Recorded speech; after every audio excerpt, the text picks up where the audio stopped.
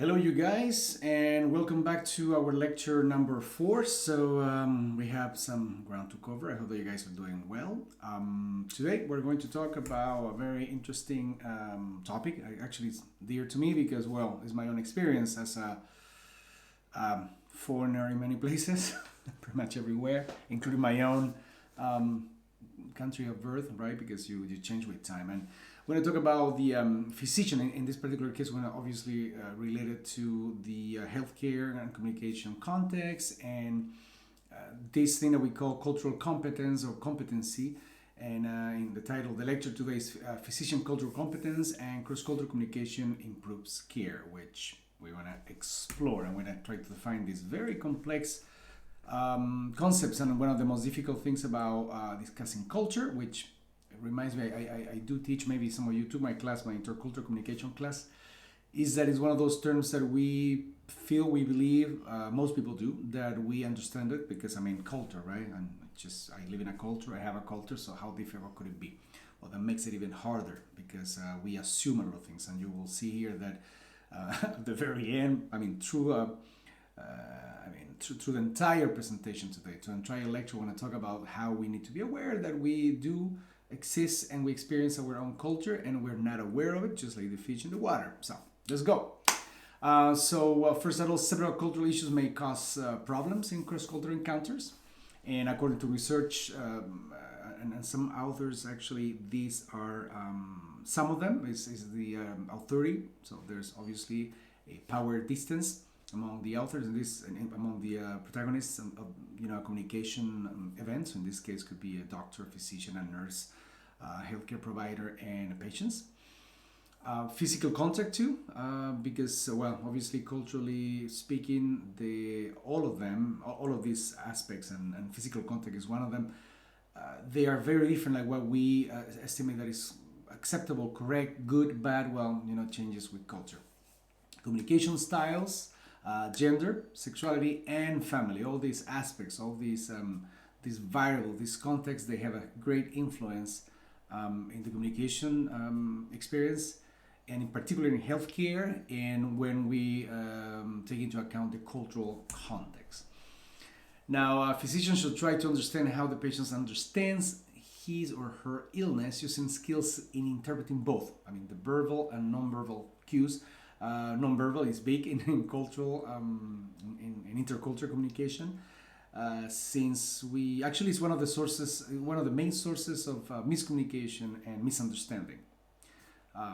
Proximity as well, how close we stand to somebody, eye contact and so on. We're definitely going to talk about that.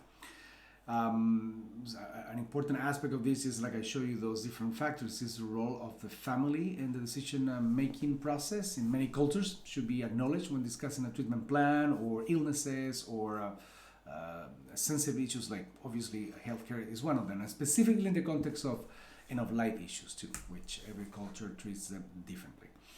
So definitely, like I told you before, this is the important thing that we, and this is again going back to my intercultural communication class, this is something that we discuss a lot. I always tell my students, and I guess that I'm doing that with you as well, that when we talk, anytime that we talk about intercultural, multicultural context and issues, we tend to think about the other, right? And like learning about the other and the otherness in the other particularly. But actually, when we talk about intercultural communication and trying to understand the other, what we're doing really, the first thing that you need to do, and the last, is actually be aware of your own culture, your values, your belief systems, and your biases.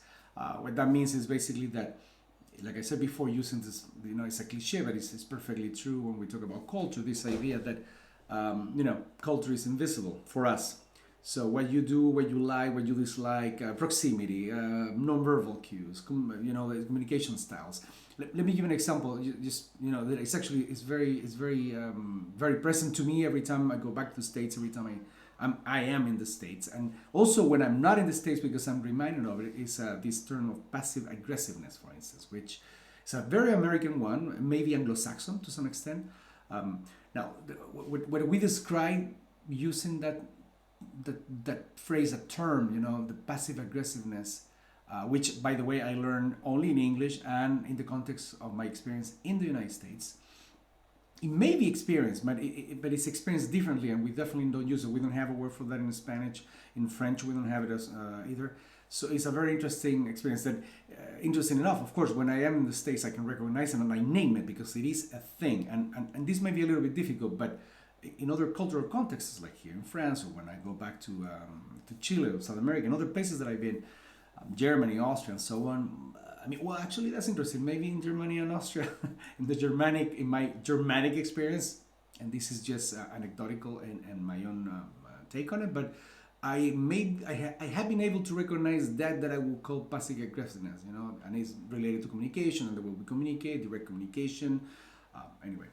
But that's an interesting one too that reminds me of it. So, like culture, it becomes very real when you're confronted with that, but it requires a lot of reflection. So it's not just something that you see automatically. It's actually, for the most part, you will see culture remains kind of like hidden, so to speak, although also very overt because it's everywhere. Now, a training program, when we talk about intercultural competency or intercultural competence or cross-cultural competence in healthcare, definite training program for healthcare providers, doctors, nurses, and so on should aim at enhancing the cultural competence of those people by teaching and developing cross-cultural communication skills. But like I said before, and I'm going to go back, the main thing is actually, and it always goes back to be aware of our own bias, aware of the fact that we communicate in a certain way, that we value certain things, that we, all the opinions, everything we like, we dislike, the way we for instance, we describe what a family is a nuclear family. Like this is, very, very prevalent in developing countries, in Anglo-Saxon countries, but mostly developing economies. This idea of like father, mother, and 2.5 kids, something like that, right? And 2 cars, and you live in suburbia. That's our idea. But if we're not aware of it, when we describe a family in a different cultural context, well, it changes. It's a different thing. Now, why are we studying that? And here I'm going to stop a little bit, because when we talk about multicultural things, it's quite interesting. The way we use it in the United States, and I'm going to give you an example. Also, when I talk about the United States, I tend to also aim at, or rather refer to the Anglo-Saxon, the larger Anglo-Saxon cultures with an S at the end. So I'm talking about, England, obviously, Australia, and so on. They are not the same, but they do share certain things, right? Certain things in common. The Latin culture too, again, I'm overreaching using these terms, right? I mean, Latin culture exists, but also doesn't, because it's extremely different, changes dramatically from place to place. But when I'm in Spain, even here in the south of France, there's a lot of Latinness, let's call it like that. But it's not only that, and it's a very, very particular thing, but it helps sometimes. It helps, and also it doesn't. Sorry, there's a lot of contradictions and paradoxes when we talk about culture and intercultural stuff. But I was saying, I need to clarify something. So in the Anglo-Saxon context and in the United States, and even the way we teach this class at Western, when we talk about multicultural, we need to clarify: are we talking about the international aspect of it? In other words, like we cross the borders of the United States, north, south, east, or west, and then we go into different cultures and societies, different countries for the most part, right?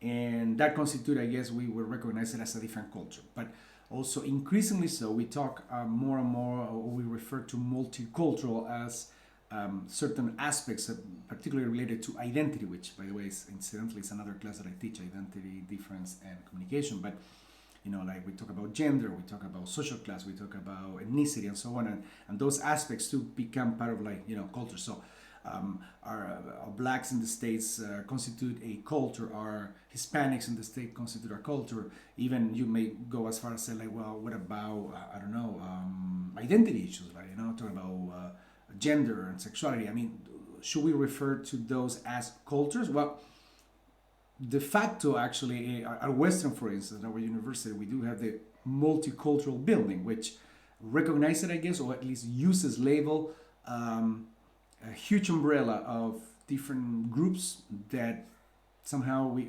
in some circumstances we refer as cultures, I guess. At least we call it multicultural, meaning that this is different individuals that are organized around certain identities, complicated term, they consider a culture. But in this particular context, I'm going to try to clarify that, which is, believe me, really hard. But why do we talk about this in the States? Unknown in the States, but in countries where there's a presence of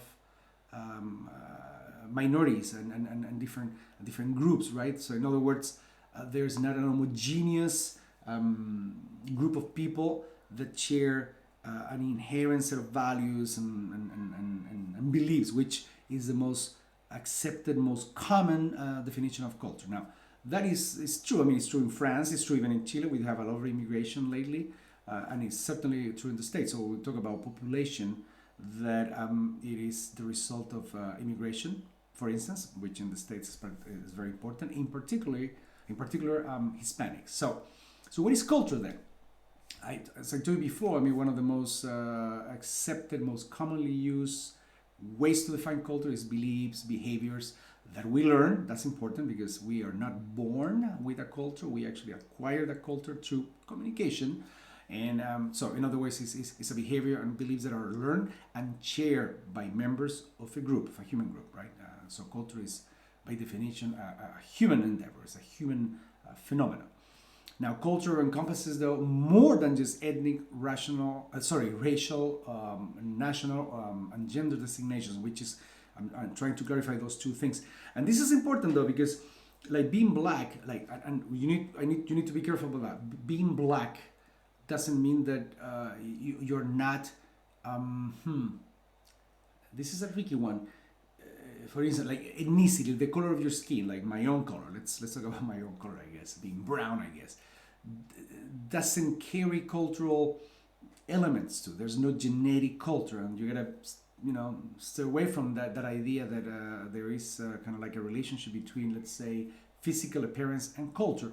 Now, there is a correlation. In other words, people from certain places look in a certain way, but even that, because of the fluidity of human migrations and human mobility, has changed that. I mean, there's no, the American culture is not represented by a certain ethnic group, or the same way that French culture is not represented by a certain group.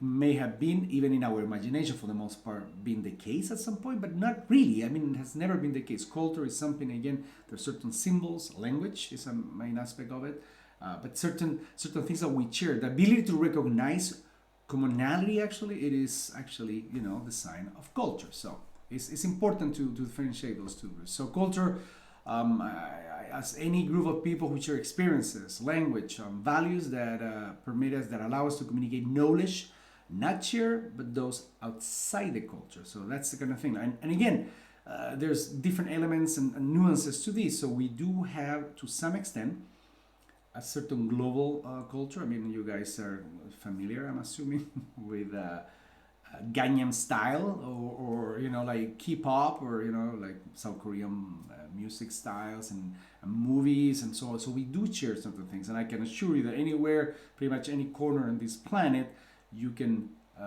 probably recognize, I don't know, Captain America and Iron Man, whatever. So that also speaks to it. But there's some things, some assumptions, some way of being, expressing ourselves that is actually the tangible elements of culture. So now culture affects healthcare, right? Cultural differences between the physician and the patient may create communication barriers. We can easily and intuitively accept that. Now the research actually on disparities in healthcare raise thought-provoking questions. As for instance, there are differences, they may exist, and to what extent the cultural bias on the part of both the physician and the patient may play a role. And we're going to talk in a minute about something very, very interesting. And these weeks and these lectures, chapter I'm going to share with you, talks a little bit about that too. But we'll see later on, to what extent that it is. So what is a culturally competent physician, right? A culturally competent physician can provide, I guess, patient-centered care by adjusting his or her attitudes and behaviors to the needs and desires of different patients, and account for the impact of emotional, cultural, social, and psychological issues on the main biomedical, I guess, like the physical ailments. So in other words, like we do, like to call somebody competent on cultural issues, and that means that, going back to the thing that I told you, this is the most important thing, is that we recognize that we are different, that culture is something real, and that culture has an effect on it. So we need to be aware of it. Now, I normally hate that word, but actually it is true. Aware, there's another term used by another researcher that happens to be my wife, by the way. She's a doctor in these issues, by the and so I guess that I'm, maybe you can accuse me of like being biased myself because I use it, but it's actually it's very, very useful. Some concept that she has developed through her research, but this idea of like um, guided reflection when it comes to culture. In other words, the fact that we may be exposed to other cultures, uh, for instance, tourism doesn't necessarily turn you. I mean, for the most part, the answer is actually at all. Turns you into an expert on certain culture. That's why movies like Emily in Paris, which I love to hate that thing. I started watching it, but I just stopped because I couldn't. It's just like a bunch of cliches. Now there's some truth to it, right? It's funny, but also it's just it doesn't work like that. I mean, it's just like when the cliches they serve a purpose, right? Stereotypes, they serve a purpose. They guide us when we don't know better. But the idea too is like this guided reflection means that first of all you need to be aware that we are different, that there are culture, and there's you coming into different in contact with a different person from a different culture. That means that there's two systems, right? That they're like colliding, trying to integrate there, and that we need to communicate. And the best way to do it is first to be aware. Secondly, try to understand, and that means actually communicating again, like discussing with the other, and we are the other to the other as well. Try to find to refine our understanding of each other. So now there's a book, the Managing Diversity in Healthcare by Galvin, Swart, and Rowe that defines 6 realities of cultural concepts, right? So the first thing is that culture is not overt. And cultural rules are not discussed unless a rule is broken, and we probably have been there. So you recognize again, culture is something. It's kind of like a glass. I always describe it like that we don't see until we actually put our face against it, and it's like, whoa, it was there. So when we break the rules, when there's something that's not going really well, then we realize that I have a lot of stories like that, and I will continue to have them. So more importantly, actually, it may not be obvious just by looking at someone that his or her culture. What his or her culture may be, and this is important. That's what I was referring to. That, like looking at me, looking at somebody that looks different to us, right? All of you. We obviously we use stereotypes, and this is something that in social psychology is well known. I mean, stereotypes serve a purpose. This idea that we use our own experiences, whatever experiences we may have had, right? Either lived ones, like we actually experience physically in reality, face to face, those things. So sometimes can be through anything, documentaries, rumors, ideas, negative stereotypes, which is really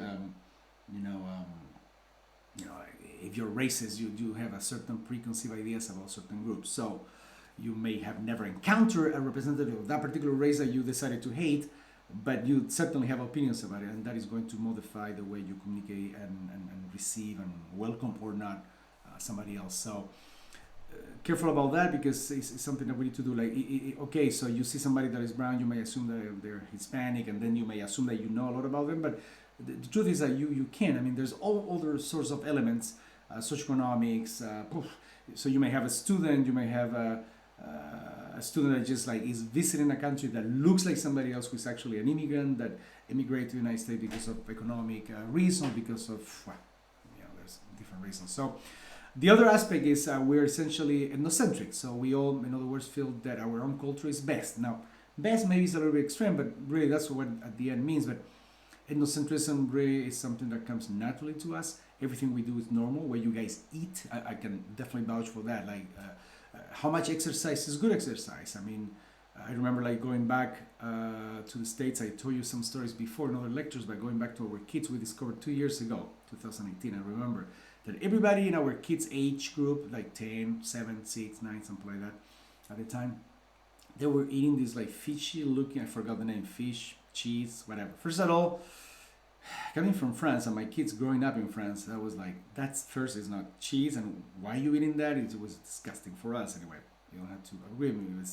I don't like chips, whatever. Do I eat them? Yes, but I don't consider that like food, to be honest with you. But my wife, who's more American than me, I guess, she does.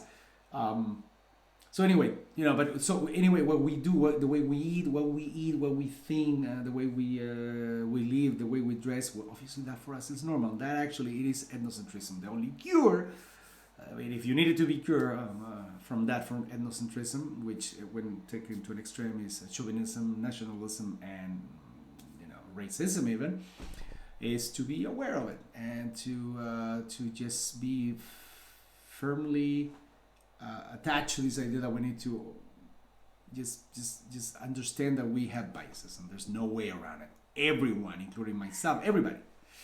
So the other thing is that we interpret and then we act. So we often misinterpret the actions of others by not understanding their cultural norms. We just see, we analyze it. It's like, well, I guess brown guy, this guy, he likes. This happens to me like, let's see, let me think about. Well, there's extreme ones. I have a lot of stories. People telling me back in the time, not recently, but when I was younger, that I was Hispanic, I look Latino, whatever. So they were like, well, maybe this guy is like, doing cocaine, not doing, but actually selling cocaine. I have other people thinking that I must love spicy food, which by the way I do, but that is not because in Chile we don't have spicy food.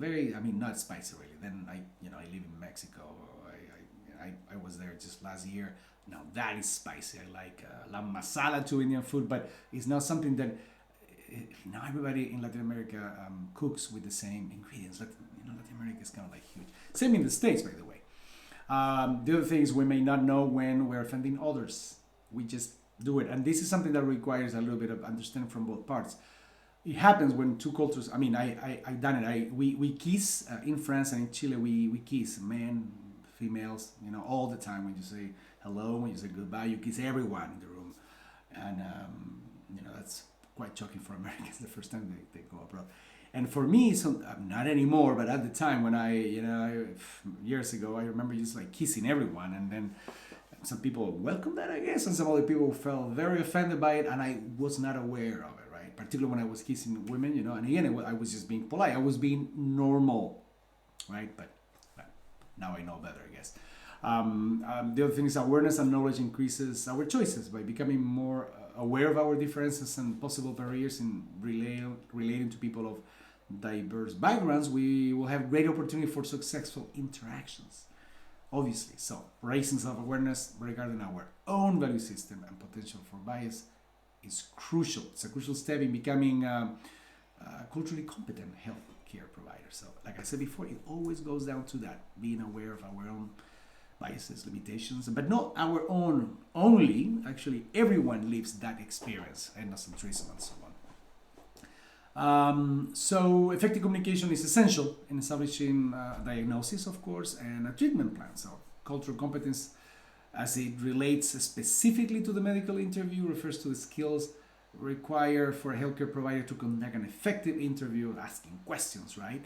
And to create an acceptable plan of care when working with patients from different cultural backgrounds. Because asking the questions, how do we ask the questions, when do we ask the questions, that's something that is very, very important and very key. Now, going back to the beginning, again, the aspects that affect this the most, the aspect that we need to be more aware of, and that they cause problems in cross-cultural encounters are 30.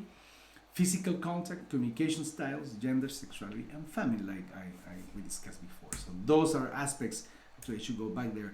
You need to look at it because this is important thing. Like physical contact, communication styles, direct. That's where the passive aggressiveness came from, right? Is it okay to tell somebody immediately everything? Do we want more information? Do we want the bad news? Do we want the good news? Are we okay with sharing? It's a very interesting thing. It's complicated. And then we have, in the communication aspect, we have verbal, non-verbal communication. And if a language barrier exists, a trained interpreter is needed. That's important to know too. If you don't speak the language, you definitely need an interpreter. Speaking to family members, which sometimes they serve as interpreter, may be a good thing. Sometimes it's the only possibility, but also keep in mind that normally this affective proximity may cause problems. May make feel uncomfortable even the person, or they may add information that is that is their own interpretation of events and so on. So when available interpreting is a professional interpreter, a medically trained interpreter is very important. speak to the patient directly using a normal tone of voice and normal terms too. So avoid slang or technical terms, which is very hard in the medical field, in any field, even in my own area, right, of expertise. When I'm a professor, so I'm a researcher, and then I talk to people about certain terms, and I need to be aware of who I'm talking to, because if I talk to a colleague, I may use more jargon, and actually it's even invited, encouraged to your jargon, just to show how smart you are, just like these classes, right? But it is intimidating and it is difficult, and that using fancy words doesn't necessarily mean that we're communicating better. So we need to contextualize it. Again, recognize your own culture. An important step towards increasing cultural competence is communicating with patients. In communicating with patients is actually to be aware of our own cultural belief system and preferences that may or may not be the same of our interlocutors. So it's important to remember that again and again. Now, there's an important, interesting thing here, which is the doctor-patient relationship better if the doctor is the same race.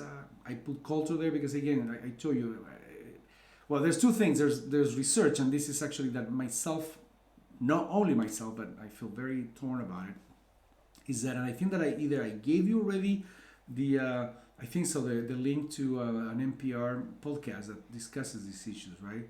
If I didn't, I'm going to do it definitely. But it's about research showing that somehow there is some evidence that there is something to it.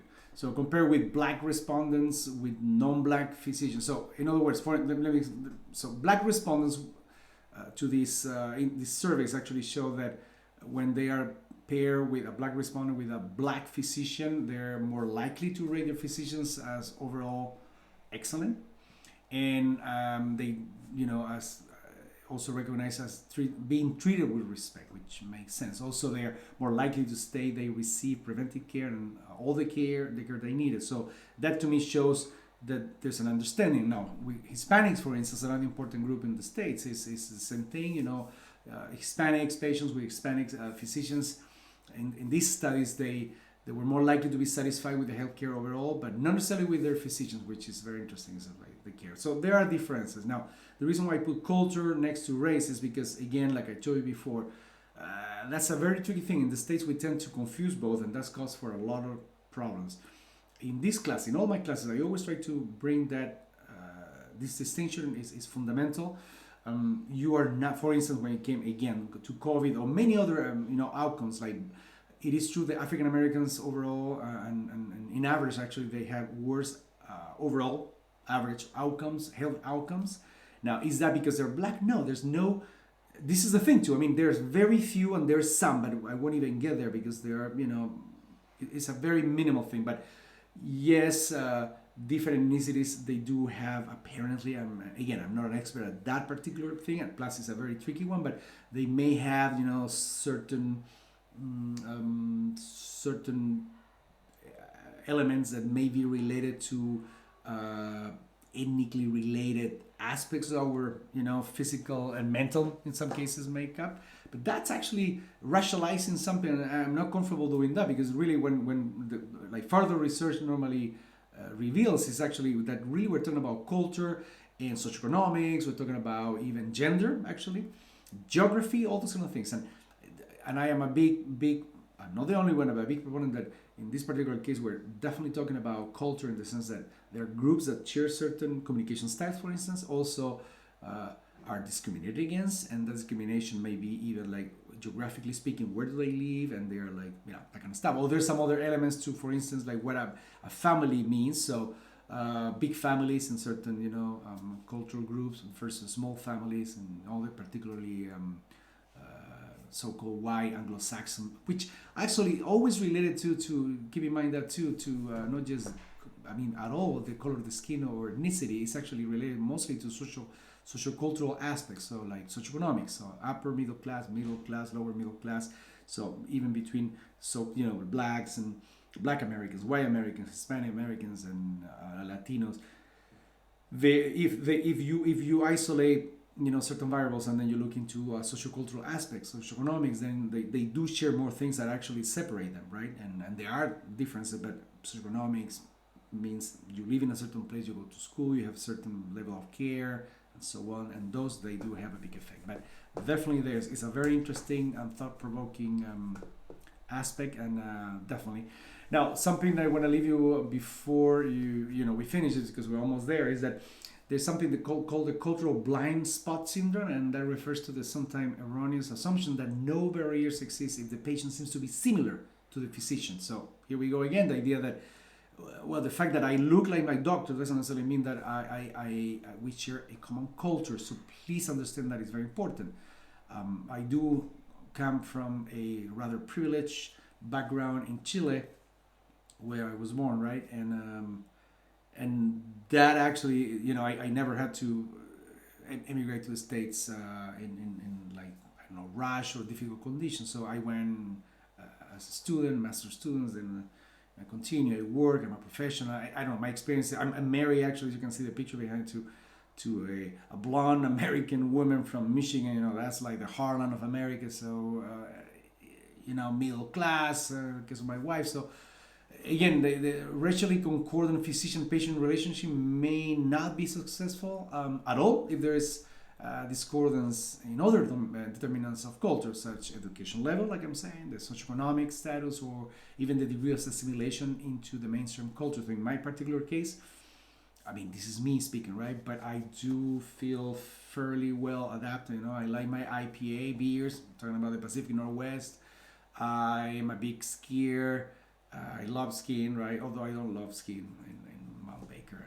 I'd rather do the Alps. But also it's the same here too in France. I mean, I like to think, it's not perfect, right? I like to think that I'm fairly well adapted. But the reason why this assimilation has been easier for me is also because of my other sociocultural components, socioeconomic status, level of education, and so my language ability too, that I can speak different languages. So when I'm in a place, I can assimilate more easily. So those kind of things, remember, separate those two. Let's not over-rationalize things anyway. But it's definitely, there's a lot of studies and a lot of thinking that we need to do around these ideas. Well, that was long enough, but that was, I hope, very interesting. And you guys, I will see you next week. And talk to you soon. Bye-bye.